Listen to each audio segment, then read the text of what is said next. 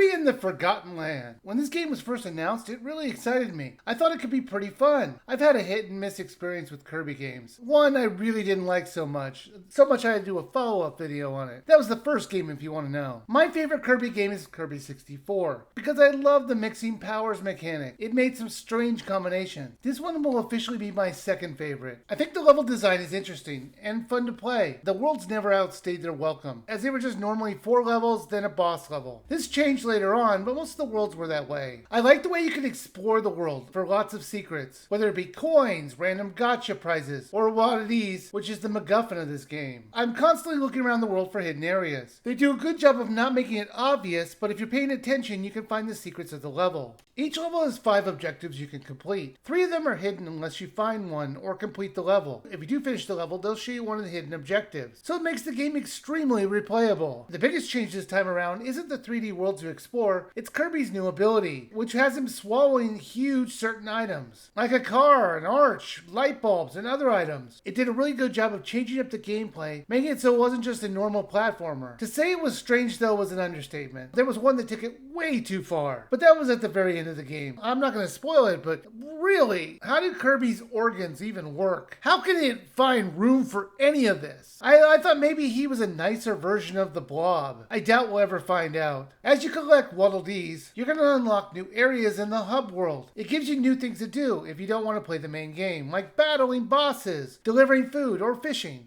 You can also upgrade your powers. Somehow. Does this upgrade shop somehow change Kirby's DNA so he can make more powerful attacks? How do they know how to do this? How does a hammer pounding on a desk change Kirby's nature or abilities? This just never made any sense. But honestly, nothing usually does in Kirby games. The one thing that I will say is sort of a negative is that the game does a bad job of explaining some of the controls. It wasn't until World 4 that the littlest asked me, "Why aren't you dodging or blocking?" I didn't even know you could do that! As far as I remember it, it was never explained in the game. And to that he said, "Well, you're supposed to try out all the buttons to figure it out." Which I think is BS. That was a critical move, and honestly the only way I won the final battle. I found if you upgrade the sword to the gigantic, and then just blocked, even the most powerful attacks wouldn't hurt me. He said it was stone spamming. That's something from previous games, I don't know. I don't remember that at all. You should have seen the look on the littlest face when I kept doing that. He kind of thought I broke the game by being a coward. Now this might be because I was on the easiest difficulty, I don't know.